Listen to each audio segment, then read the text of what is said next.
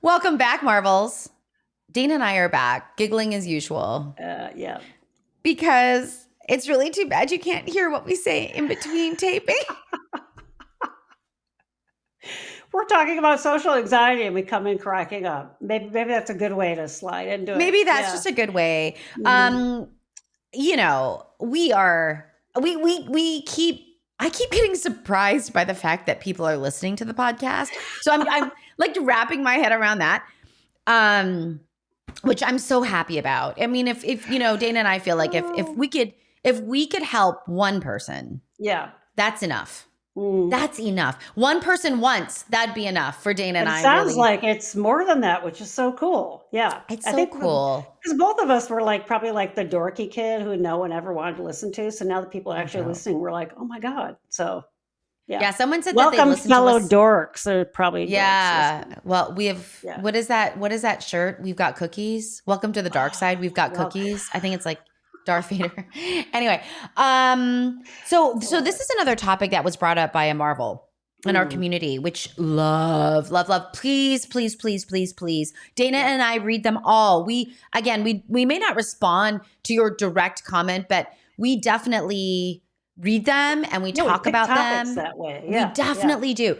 And a great question, which is, hey, you know, I grew up thinking that I was socially anxious this whole time. And now that I'm understanding autism more and more, I'm thinking that there's some of this is related more to my autism than to social anxiety. So it's a great question. It's a great insight too. Yeah. Oh, yeah. And when we go into the DSM criteria of autism, one of those three prongs is social, can't do, impoverished or defective or whatever the horrible marginalizing language around social interactions. And it's such a global giant umbrella to put over and doesn't really talk about the subtleties of what's going on at all. God, it screws the pooch on it. Yeah. If I had to take out one thing from the DSM, if they said you have to take one thing out of that criteria, what would you pull out? To me, it would be the social one, honestly. Yeah. Because there's so many things that underneath it that are underpinnings for it, and it just gets blanketed as you're not good socially, or you have no friends, or you don't want friends, or you don't know how to talk to people, or you don't make eye contact, or you make too much eye contact. Oh my God. Yeah. So, and so let's rewind totally. I'm going to do rewind. Social anxiety. I need a sound effect for that. Yeah. Sorry. In the DSM is actually in there, right? And it really is this pervasive, gets in the way of your life anxiety about social interactions, if we're going to talk about social anxiety, right? So let's just look at that on the surface. It's a descriptor of someone who has a really hard time with social interactions and who is anxious about them. And it could be this vicious circle, right? They're anxious, they have a lot of bad experiences socially, become more anxious, so on and so on. But even then, there's so many things that can feed into that. I'm thinking about one client I worked with years and years and years ago who came in saying she was socially anxious. And really what was going on was she was extremely introverted. And it really was, that was sort of temperamentally who she was. And she had gotten messages from other people and herself over all these years of, I'm doing it wrong. Something's wrong with me. And what we did was sort of unpack what really is inherently you, a little more shy, a little more quiet. She would try to insert herself into conversations because she thought that what you were supposed to do, and then it would come out chunky and clunky, and then people would laugh at her. The breakthrough for her was when I said, all right, so I gave her a homework assignment. She had this party she was invited to that she was mortified about going to. And I said, what I want you to do is purposely not talk a lot, just observe and take off the pressure of having to talk. And she did it, and it changed everything. She's like, no one noticed. I don't have to say things. interestingly, my friends know I'm more introverted. And they, she was afraid they were going to say, "What's wrong with you? You're not talking." No one said that. One person actually said, "Oh, you seem like you're doing really well," because she was just sitting back and observing and watching. And that was really temperamentally who she was. And it changed everything. The frame just totally shifted for her. Took all the marginalizing language out of it and just let her be who she is. Now, in situations where she like had to be social, like at work, like interviewing is really hard. We did a script for that. Like I'm more introverted, I'm a little bit shy, but I'm really good at my job. My job requirement doesn't require that I do a lot of social interaction. And so I want you to know I'm sitting with you right now in an interview and I'm nervous and I tend to be socially anxious, but I'm really good at what I do. And lo and behold, she got the job. She had to like tell them that. And then they had a frame for if she was a little bit awkward and seemed a little anxious socially, even she knew it, but it wasn't what her job was, so it was fine. Right? Are you going to become an HR, human relations person if you're introverted and have social anxiety? No, that's not a good fit for you.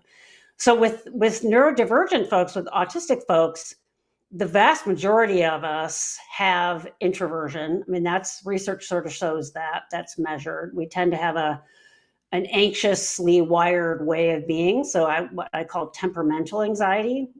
Because we think about everything.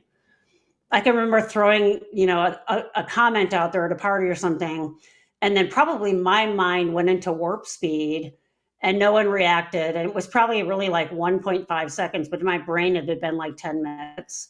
And then, or if I said something and someone didn't laugh at, oh God, and it's okay because people say different things, do different things. And this sort of impoverished social skills, I think, is the word you'll see in the DSM criteria. It's really it's learned, and B, it's what you're really saying is autistics don't fit in a neurotypical social milieu, right? What I love, the research that started to show up about 7 years ago, was when you put a room of autistics together, they don't have any problem. The social anxiety is gone. And really, what do you make of that? It means we can talk to people that are similar, right? And we don't have a problem with that at all. I have neurodiverse students.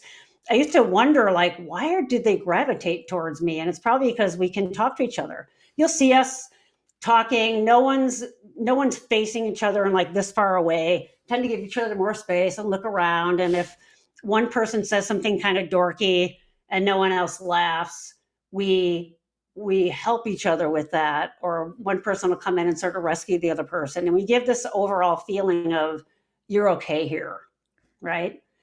And then you feel safe versus out there and you put neurotypicals and neurotypicals, no problem. When you put neurotypicals with autistics, that's where these impoverished social skills come from, right? Well, I mean, if you'd like to know, it actually in the DSM is persistent deficits. Persistent deficits in social communication and social interaction across multiple contexts, as manifested by the following currently or by history. So deficits in social emotional reciprocity, deficits in nonverbal communicative behaviors, user social interaction, deficits in developing, maintaining, and understanding relationships. So there's that piece. Let me just say, and Dana, here's how I think about this sometimes as a differential. What's the main difference? And I always go back to, well, where is it coming from? Is it your neurobiology, your sensory system that is not fitting in that place? That's autistic in my mind. That's more autistic or you're neurodivergent. But if it's thoughts based first, oh crap, what am I going to look like? Oh my God, I don't want to look like an idiot. Oh my gosh. What if I say something and then no one ever, that's social anxiety. Like, and I'm not saying there can't be, so they can't be together. Those layers that you've learned the social anxiety. Maybe because I'm like, this is like this is just the way I'm wired. I'm wired in a way that really I get overwhelmed quickly. It's hard for me maybe to track multiple things. I can't filter out the foreground, background, and conversation. I mean, whatever. Yeah. That's really more neurodivergence in my mind. Whereas, what's under it? What's fueling that? So you reading those criteria, I'm like, but that's actually this. So the reciprocity thing. Yes, we do reciprocity different than neurotypicals, and there's reasons for that. We get really excited about stuff and then want to say it. We can do like the info dumping. And why do we info dump? A, we're excited about things, and we're afraid we're going to forget what we need to say, so we want to get it out now. And then the interrupting, it's more like that, oh, I don't want to forget what I'm saying, right? So there's reasons for those things. And so, as a little kid, you're going to have a harder time if you say biting your tongue or holding back to let the other person finish talking, because the impulse, you haven't grown up enough to have impulse control. Like I'll sit there with some of my colleagues and I'll be like, okay, Dana, just let them finish. But I've had to learn that I want to get right in there. And then I'll take notes and I'll write down my points because I'm in a meeting with a bunch of neurotypicals and I have to, right? Versus when I'm in a meeting, with my students, my neurodivergent students, where we're talking, we're like, it's like popcorn. And it just happens. And we're like, oh, this is so great. And we all get to the points we want to make, but it's just in a different way, right? So all those things, the reciprocity, yes. The getting sort of excited about not being able to filter out other things is really more about, I'm afraid I'm going to forget what I need to say. So the skills thing then becomes, is there another way that I can bookmark that so I don't lose that thought? Like you have with the writing stuff down. I tend to be, I like to put things down, or else they flee my brain and I really don't get them back. Like I really like when how many times have you said, oh, that's such a great idea, and then you're like, I got to remember that for later, and then you never remember it. Now, half the time we say what it's going to be our next episode, and by the time we log off, we're like, what were we going to do? Dana, why gotta reveal our secrets? Why gotta reveal our secrets to the Marvels? Dana's not wrong. Like Dana and I will get super, super excited about something. We're like, oh my God, we have to do that. And then Dana literally 10 minutes later will text me and be like, what was that topic? And then I'll be like, I don't remember. Okay. Something about the going back and forth, we can try to find it, and then we usually figure it out. We end up getting it there. With some work. What I really, really like, Dana, is this thing of, if you're with your people, do you have relational kind of reciprocity? Yeah. It's a good question, because someone will say to me, well, my worry, this just happened to me this weekend when I was working with a family. And they're like, we're just really worried that, he can't talk to everybody. And I was like, well, why? And he's like, well, he only wants to talk about anime. And I said, what's wrong with that? And then they said, well, not everyone wants to talk about anime. And I said, well, then find him people who want to talk about anime and your problem solved. Nice. That's the solution. Not, I'm like, I don't want to talk to other people about farming. Yeah. Nothing against farming. If you're a farmer, I'm sorry. It's just not my thing. Like, you don't know farming. I mean? Why would you talk about farming? Yeah, that's right. We don't have people that know farming. Yeah. Right. And it's like, why are common interests? We understand that common interests are what create the foundations of relationships for people, like humans. Yeah. And I think that's why you see so many neurodivergents gravitating towards things like Comic-Con and those characters, because it's just like the anime thing. We can talk about those things and get really excited about it. And then I'll walk around the house throwing out one-liners for movies. And sometimes my wife knows what movie it is. And other times I think I'm being witty as hell and she'd be like, what are you talking about? But that's also like, we know that about each other. I'm like, oh yeah, duh, I guess you need the context for that. You don't know every line from Moonstruck that I've memorized for years and years and throw things out there. And okay. But when I'm with a group of people that do those things, we can do that. Right. Yeah. Yeah. We're all farmers, in other words. We're all farmers. I'm a I'm a band kid. Mm-hmm. And in high school I played in a band, and What instrument did you play?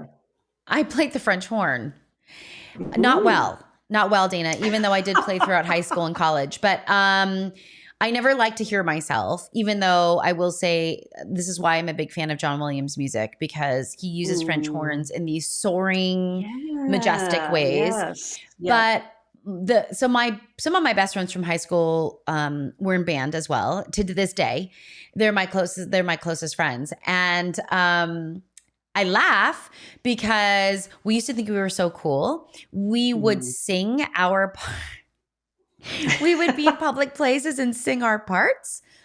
And it would be out loud, and I'm sure everyone around. And so when my husband was also in the band. And whenever we see band kids do this, instead of being irritated like everyone else, because everyone else is like, oh my gosh, just be quiet. You're interrupting our space.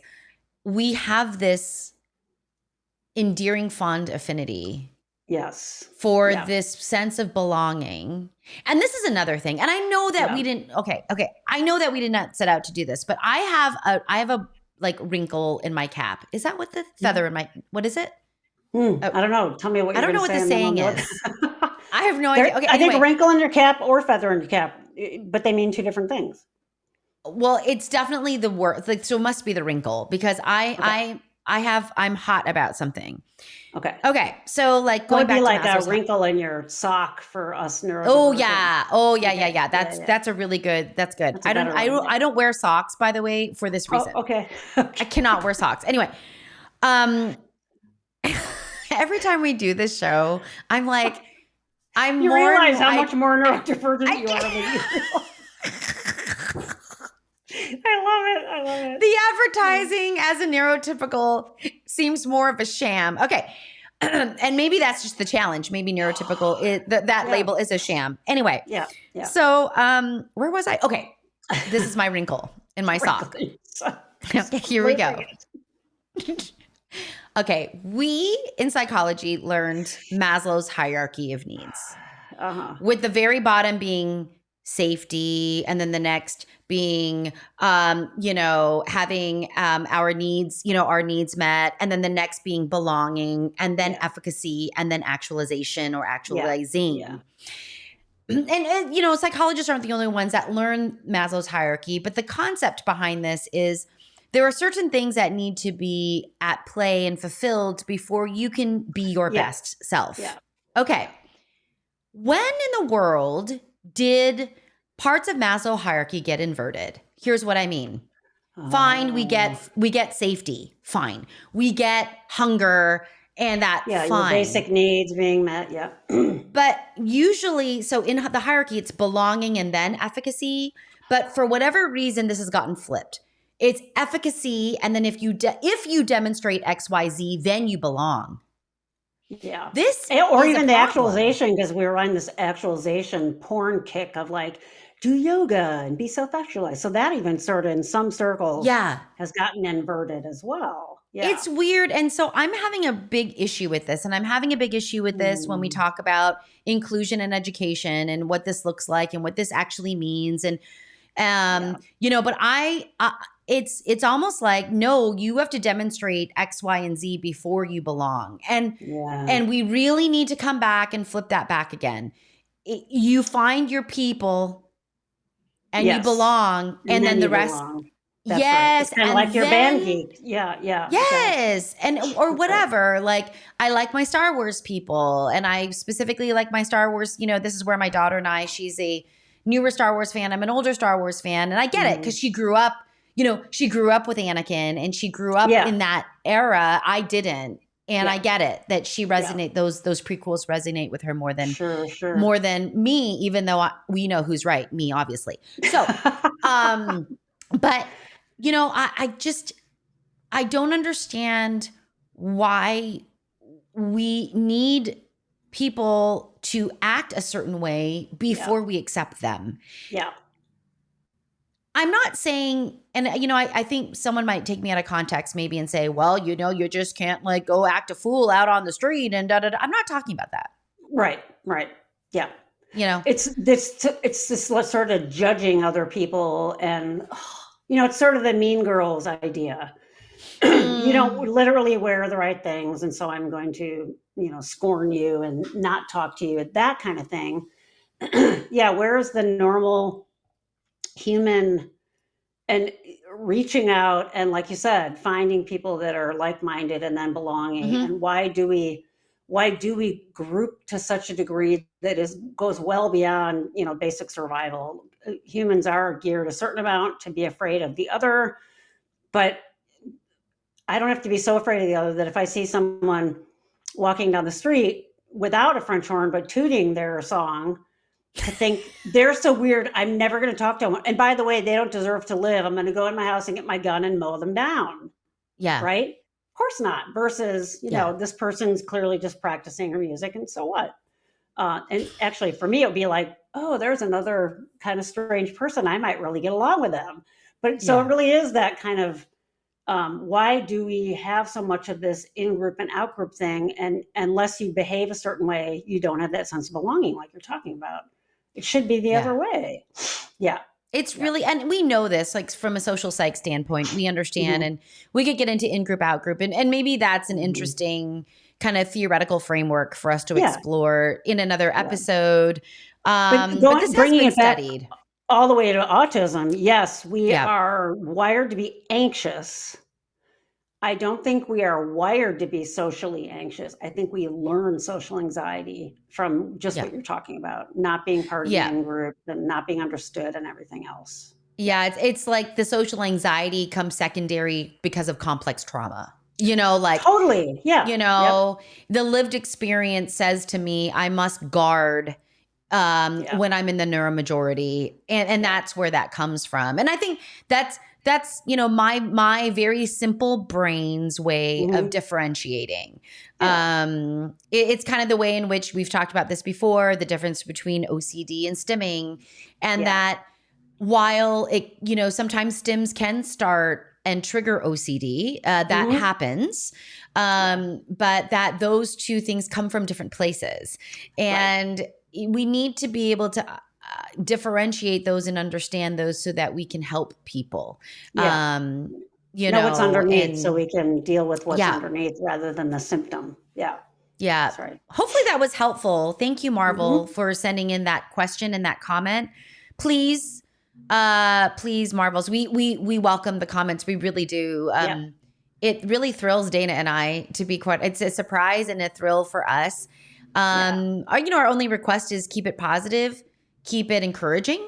That's the kind of community we want to establish. And of course, you can have differing opinions. Just communicate them in a respectful way. That's it. Anyway, all right, Marvels, we will catch you in the next episode. Bye, everyone. Bye, everybody.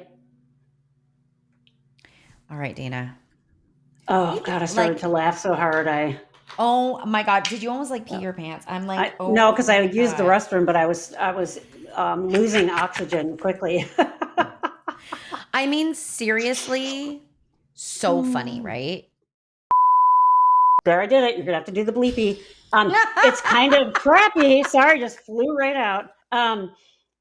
Because now you have to be standing there with your professor saying, I need this extra time. And for someone that needs the accommodations, that requires a certain amount of timing and executive functioning. And if they're already stressed out because they need the extra time, you're going to ask them to come to you after class in front of everybody and saying, I need that extra week for my paper. It's so stupid. So you do, and there's been things written about this. In higher ed, there is a systematic bias against these things, rooted in this false idea of this person can't do the job then that they're studying for if they need this, which the workplace also falls under DSS or disability law, so they can. Now, I would imagine, and I've heard from my wife who works at UW and works within the information school, they're really good about this. And they teach librarians basically over there. And they're all into high tech and digitizing, and it's all about accessibility of information. That's what's called the information school. She says half the professors there and half the support staff and probably the majority of the students that are going into this field are all neurodivergent. So they're all like, yeah, it's all good. And they really do it really well, right? And I'm not saying they do it well there because it's a large university. I think it's because of that discipline in that particular college, right? Tech and those kinds of areas, I think probably there's more accommodation because it's in that field. In our field in psychology, the bias against is so huge. All you have to do is read some journal articles, and we've talked about this before, journal articles in our field and how marginalizing and just mean the language is, disability and deficit and all this language and this kind of stuff. So I have actually heard from fellow faculty of, oh, this person, if they can't do it in the program, how are they going to do it in real life? And I'm like, well, they're going to modify their lives to be a psychologist. Obviously, they may not do it the way you're going to do it. And disability law says you have to give them that leg up so they have at least that equal footing as the person who's neurotypical. And then if they can't do it with the leg up, yes, that could be a problem. But what I see is people saying they're resistant even to the leg up and saying, do we really have to make these changes for this person? Do we have to move around this person? Psychology, and it doesn't make any sense to me.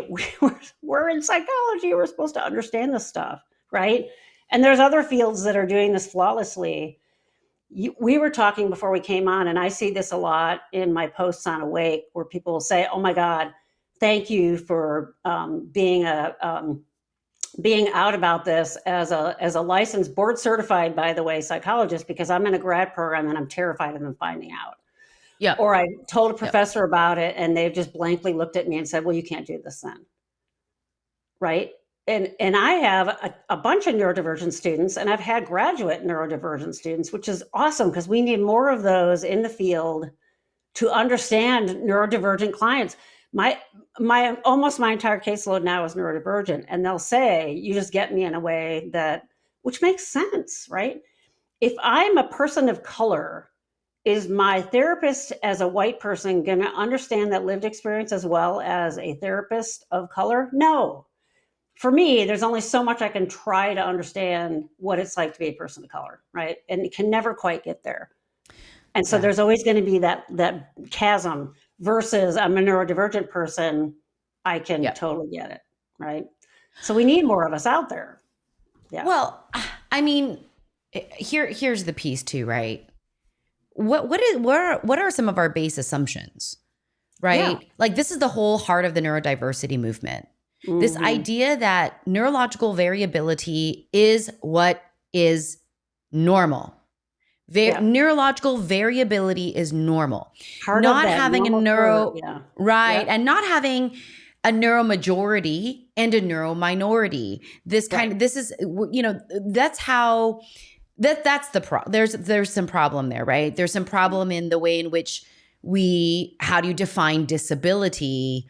And most of us that I think are in this place of support and acceptance really define disability through the social lens versus the biomedical lens, right? Your disability is in the social model of disability, your disability looks better or worse depending on your environment and the supports that you receive. Exactly. Right? So, that there's the example of, maybe someone who's visually impaired. If you don't have the bumps on the road, the braille on the let's say elevator, audible things at the crosswalk, that person's going to look less independent, or more disabled, if you will, right? Right. I think here's what honestly chaps me. There is a difference between approval and access, right? Yeah. I can be approved for these X accommodations, which, by the way, in the United States, if you got any accommodations at the high school level, that fell under a different legal structure, right? That falls under IDEA, the Individuals with Disabilities Education Act. Mm-hmm. Then and in that model, all of the support or all of the responsibility and accountability is rested upon the adults, the team, and not the student. Yeah. And then you graduate, you move to falling under ADA accommodations under the ADA. And now all of the burden of advocacy falls on you. Yeah. Okay. So there's that one piece. How about if you come from high school with 40 accommodations and then you hit into college, which under the ADA, honestly, there's only 3 main accommodations in the collegiate setting. What do we know those to be? A note taker, extended time, right? And maybe taking your test in a different location. Quiet. Yeah, exactly. And then barring like visual or hearing impairments, you could have things brailled or audiobooks, but that's really the extent of it, right? Yeah. And now you need people to, Dana, I've heard worse in regards to accessibility, because I think it really always comes down to accessibility, right? Yeah. It doesn't matter that I got approved for it. But here in California, there are some schools, which shall go nameless, that okay, let's say you get approved for a note taker as an accommodation. Guess what that person has to do? They have to find their own note taker in class and ask them to take notes. How about this one? Some teachers require that you advocate for the accommodation every time you need it. So every time you take a test, every time you need a note taker. Which they're not supposed to do, by the way. That's illegal to do that. But they get away with it constantly, right? Of course, because my clients are like, one, I don't necessarily want to disclose. I don't know these people. I have a hard enough time socially. Yeah. And so guess what happens? We get no accommodations, even though, and now it looks like the student doesn't care because you've been approved by DSPS and now you don't. Yeah. It reminds me of not good.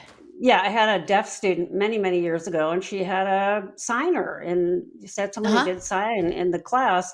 That reminds me almost like the note taker thing, right? And we had to pay for it. We had to provide it. How is it different with note taking?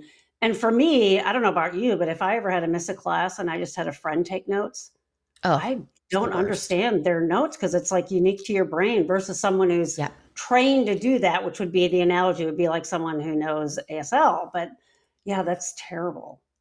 It's terrible. Or even, I think that, and this is so dependent upon the professor or the instructor, so for you, Dana, you're like, hey, let's have this kind of private conversation about what the support looks like and what's going to fit you. Yeah. That's right. Not in front of people. Privately, right? We don't need to disclose, right? This is important. Okay. But how many professors, the way that a student moves into or utilizes their accommodations is professor or instructor driven. Yeah. Full stop. Yep. If you have an instructor that is not friendly in this way, or heaven forbid, not organized. Yeah. I think that's those part students of the problem. Are sunk.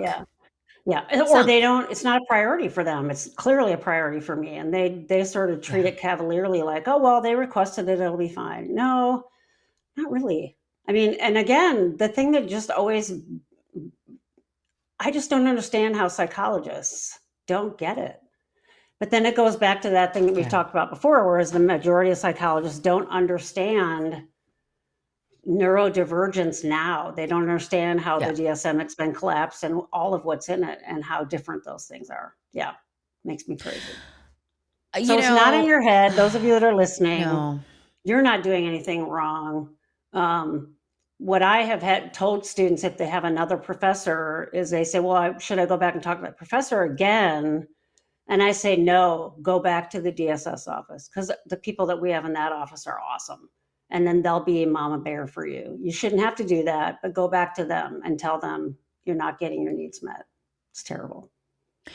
Again, I think what sucks is that the burden of responsibility for advocacy falls on the person that's already struggling. Yes, right. And exactly. that is a reflection of our healthcare system in the United States. Advocacy is the only thing that results in rights being respected and and you have to hold people accountable. Mm-hmm. And most of my clients just don't have the bandwidth for it. I mean, they're struggling as it is. Absolutely. So, Yep. this really makes me crazy. If you're out there and you're in a grad program, in any way, shape, or form. I mean, like we've heard this, like one of our Marvels was saying that they were like a communication science, which makes me laugh, because if you're going into like augmentative communication, alternative communication, you'd think that these people would have the assumption and the mindset and the framework for diversity and acceptance, but that's just not the case. It's just ableism. They want to have people doing that work to be able-bodied, and they're saying you can't do this if you're not. And it's just straightforward ableism. It's terrible. Yeah. Well, this is the problem with understanding what equity truly is. And Dana and I often go back to this image. I don't have it on me, but this image where it's like the 3 boxes, the 3 different heights of people. They're watching a baseball game. Everyone gets a box, let's just say, because that is what's equal. Yeah, the same size box. Right, the same size box. The very, very tall person now who already could see over the fence now can see more. I mean, like he just has a higher vantage point. The person that could barely, kind of see over the fence, okay, might be more comfortable. But the short person, which, I'm standing at a cool 5'1", so I can relate to this, still can't see over the fence. Yeah. Right. No, equitability is that the tall person doesn't get a box, and the short person gets 2. Like, exactly. Because that's what is. So equal is not necessarily equitable. That's right. Equitable. Those are 2 different things, 2 different ideas that I don't think we get. And I think the other thing too is the question in the comments was, why they're okay with me until they have to be held accountable, until it gets written down, until there's, legal requirements to fulfill. Why is that?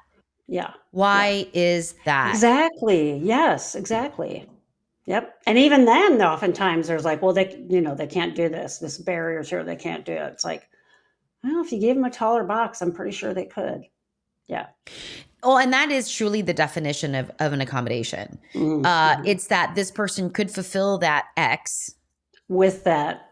Because of their disability. Yeah. And it has to be, it's reasonable and customary, is sort of some of the language that the disability law has. But you're right. Yeah. They have to be able to do it with the accommodation. So, for example, I'm using a silly example here, and it's totally not, but it'll illustrate it. It doesn't matter what you do for someone who's blind, they should not be a heart surgeon. Right? Yeah. Probably not a good idea. I mean, that's the degree to which it's reasonable and customary. Does that mean that person couldn't do a different type of medicine? Maybe they could. But surgery, maybe not. And that's what we're talking about.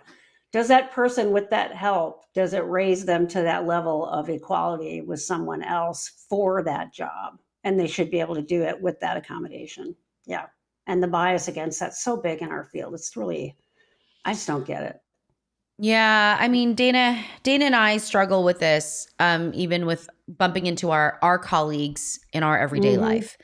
And the best thing that we can do is continue to talk about it, raise awareness about it, swear about it, and do it over and over and over. And, I don't think Dana and I are here saying this is, we are absolutists. We're not here to say that. What we are here to do, though, is to talk about issues that we're seeing, to bring awareness to them, and to say, what is our responsibility in this? Yep. And to just make you feel not alone if you're going through this and you're choosing that hard route of keeping your head down and just trying as hard as you can. Just know that you can get to the other side. Yeah. There are those of us out there that will welcome you to the field, and just know you're not alone. Yeah. Yes, we need you in the field. We need different thinkers. And by the way, grad school did not prepare me necessarily for the work that I do today as a psychologist clinically. Yeah. Okay. Yeah. Did my clinical rotations help me with that? Sure, they did. Yeah. Did the history of psychology help me with that? I mean, it helps me answer some questions on Jeopardy, It but helps me know what not to do because historically it's been very bad. Like, don't have sex with your clients and don't put them in a mock prison experiment and see what happens. I mean, yeah, we learned or about maybe that. phrenology is like old school and maybe we shouldn't follow. I don't know. Like, so Yeah. so for those of you out there that resonate with this, you're in higher education, college, grad school, right? Don't stop. Utilize your supports. Lean into your supports. Lean into your DSPS, DSS, whatever your disability services are at your college. Grab an advocate. There's advocates out there to help with this. Know yourself. And know that it's okay to get help where you need to get help. Maybe writing is really, really hard for you, and having some writing support could be really helpful. That's right. Things like that. Like, don't give up on that. You unfortunately are in a place where the field and our society is not fully embracing here of neurodivergence. Yeah. Yeah. Well, you only swore once, Dana. That's pretty good. Yeah. My mom would be. I mean, I'll have to go back and find it, but every time you swear, you put your hand up to your mouth, so it'll be easy for me to find. You can find it that way. Yeah. I'll just scrub it that way. Marvels, thank you for being in this community. Thank you for supporting each other. If you want to put any words of encouragement to other Marvels in this community and you are in this position, please do.